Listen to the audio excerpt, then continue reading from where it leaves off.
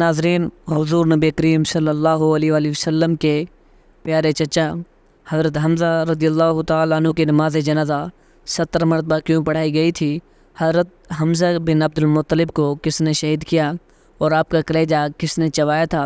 جب حضور نبی کریم صلی اللہ علیہ وسلم نے حضرت حمزہ کی لاش دیکھی جو بری طرح مبارک اعضاء کو کاٹ کر مسخ کر دی گئی تھی تو کیا قسم کھائی تھی؟ حضرت حمزہ کی قبر انور کہاں واقع ہے؟ یہی ہماری آج کی ویڈیو کا موضوع ہے، اور آج ہم آپ کو حضرت حمزہ بن عبد المطلب کی شہادت کا انتہائی دردناک واقعہ سنائیں گے۔ ناظرین، ماہ شوال سن 3 ہجری میں غزوہ احد پیش آیا۔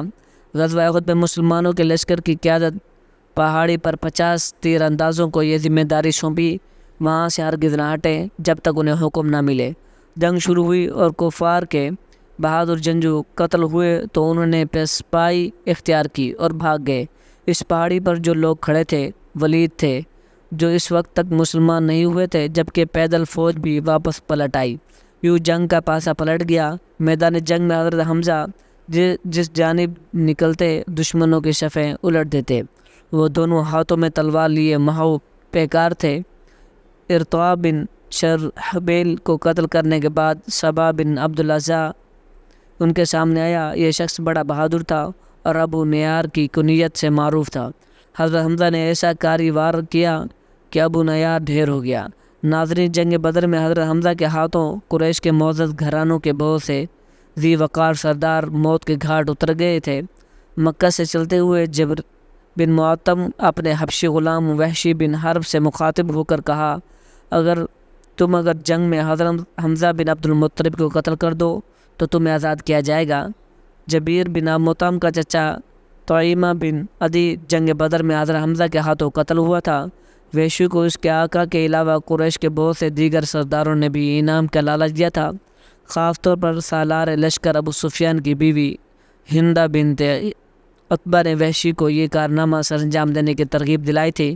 مکہ سے چلنے کے وقت سے لے کر حضرت حمزہ کی شہادت تک جب بھی ہندہ کو وحشی نظر آتا اس سے کہتی، اے وحشی، تو ہمارا سینہ ٹھنڈا کر، ہم تیرا دل خوش کریں گے۔ وحشی حضرت حمزہ کے مقابلے میں آنے پر جرأت نہیں کر سکتا تھا، مگر اس کے پاس ایک ایسا فن تھا جس پر اعتماد کرتے ہوئے اس نے حمزہ کو قتل کرنے کی حامی بھر لی۔ وہ اس دور سے نشانہ باندھ کر اس کی مہارت نیزہ یا خچر پھینکنا تھا۔ اس کا نشانہ کم ہی خطا ہوتا تھا۔ حضرت حمزہ ذرہ نہیں پہنتے تھے۔ صبا بن عبدالعزیٰ کو قتل کرنے کے بعد ان کا پاؤں پھسلا اور وہ گر گئے۔ اٹھنے لگے تو پتھر کی اونٹ سے وحشی نے نیزہ پھینکا اور جو ان کی ناف کے نیچے لگا اور جسم سے پار ہو گیا۔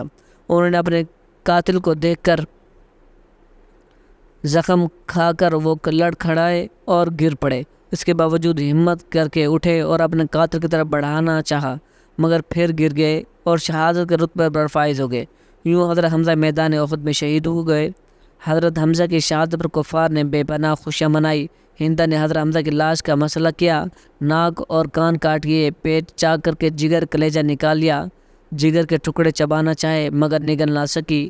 ناک، کان اور دیگر اعضاء جسم کا ہار بنا کر گلے میں ڈال لیا اور خوشی سے جھوم اٹھی، اور اس نے فی البدیہہ اشعار کہے، ہم نے تم سے یوم بدر کا بدلہ لے لیا، اور ایک جنگ کے لیے بعد دوسری جنگ کے شعلے تو بھڑکتے ہی ہیں۔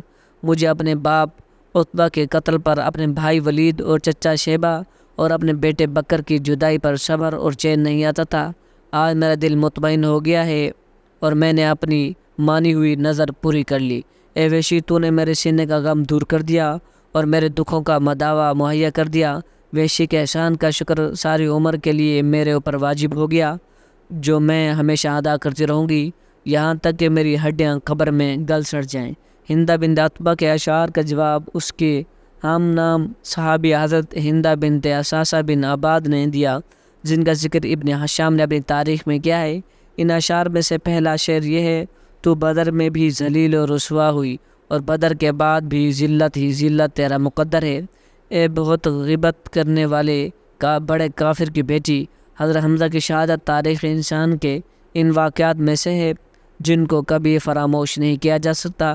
اس واقعے کو بغض اور کینہ کی بدترین مثال اور سنگ دلی شقاوت کا بدترین نمونہ نظر آتا ہے۔ اور صبر و استقامت اور تقوی و عزمیت بھی پوری عظمت کے ساتھ جلوہ افروز ہے۔ جنگ کے بعد جب حضور نبی کریم صلی اللہ علیہ وسلم نے اپنے پیارے چچا کی لاش کے ٹکڑے میدان میں بکھرے ہوئے دیکھے تو آپ کی آنکھوں میں آنسو آ گئے۔ فرط غم آپ ایسے بے قرار ہوئے کہ تمام صحابہ بھی رونے لگے۔ آپ نے اپنے شہید چچا کی لاش سے مخاطب ہو کر فرمایا، اللہ کی رحمت تمہارے اوپر سائے فگن ہو، تم رشتہ داروں کا بہت خیال رکھتے تھے اور ہر کار خیر میں سبقت لے جاتے تھے۔ اگر مجھے پھوپھی حضرت صفیہ کے غم و رنج کا خیال نہ ہوتا تو میں تمہارے جسم کے ٹکڑے یوں ہی میدان میں چھوڑ دیتا تاکہ انہیں درندے اور پرندے کھا جائیں اور تم قیامت کے دن انہی کے پیٹ سے اٹھائے جاؤ۔ اللہ کی قسم میں تمہارے بدلے میں کفار کے 70 آدمیوں کا مثلہ کروں گا۔ حضور نبی کریم صلی اللہ علیہ وسلم اور اس کے ارادے پر اللہ تبارک و تعالیٰ کی طرف سے آپ کے وحی کے ذریعے تذکیر کی گئی، اور قرآن مجید سورۃ النحل کی آیت نمبر 126 میں اللہ تبارک و تعالیٰ نے ارشاد فرمایا، اور اگر تم سزا دو تو ویسی ہی سزا دو جیسی تمہیں اذیت پہنچائی گئی، اور اگر تم صبر کرو تو بلا شبہ صبر کرنے والوں کے لیے صبر ہی اچھا ہے، اور تم صبر کرو اور تمہارا صبر کرنا خاص اللہ ہی کی توفیق سے ہے۔ سورۃ النحل آیت نمبر 122۔ ناظرین، ابن کثیر اور امام قرطبی نے اپنی تفسیروں میں ان آیات کی شان نزول اسی واقعے کو بیان کیا ہے۔ اس میں حکم ربانی کے بعد آپ نے یہ ارادہ ترک کر دیا اور کفار اور قسم کا کفارہ ادا فرمایا۔ نہ صرف یہ کہ بلکہ آپ نے مثلے سے سختی سے منع فرما دیا، اور حکم کو مثلہ یعنی لاش کے ٹکڑے کرنا ہرگز جائز نہیں، حتیٰ کہ باؤں کے لئے کتے کا بھی۔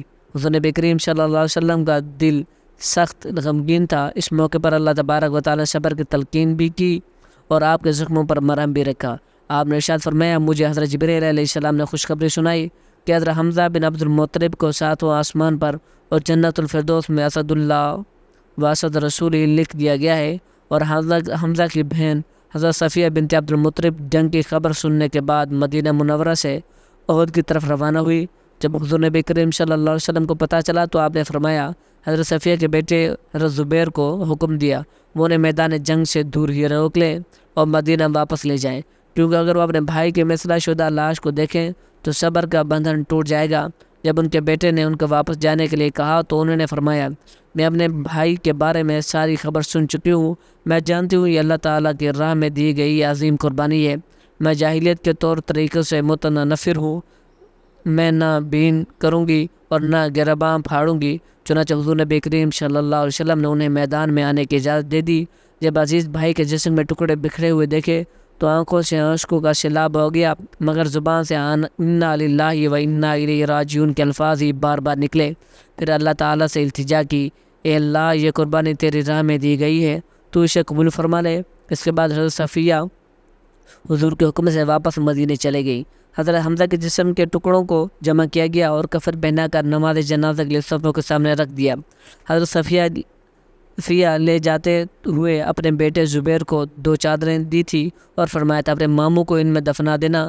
حضرت زبیر نے دیکھا ایک انصاری صحابی شہید ہو گئے تھے جن کے جسم پر معمولی کپڑے تھے، انہوں نے ایک چادر اپنے ماموں کو کفن دیا اور دوسری چادر سے انصاری صحابی کو کفن پہنا دیا۔ ایک روایت کے مطابق سب شہداء کا جنازہ ایک ہی ساتھ پڑھا گیا تھا، جبکہ ایک دوسری روایت میں بیان کیا گیا ہے حضور صلی اللہ علیہ وسلم نے سب سے پہلے حضرت حمزہ کا جنازہ پڑھایا، پھر ہر شہید کو باری باری لایا جاتا اور حضرت حمزہ کے سامنے رکھ دیا جاتا اور ہر ایک کی نماز جنازہ حضور کی اقتداء میں پڑھی جاتی۔ اسی طرح حضرت حمزہ کا جنازہ 70 مرتبہ پڑھایا گیا۔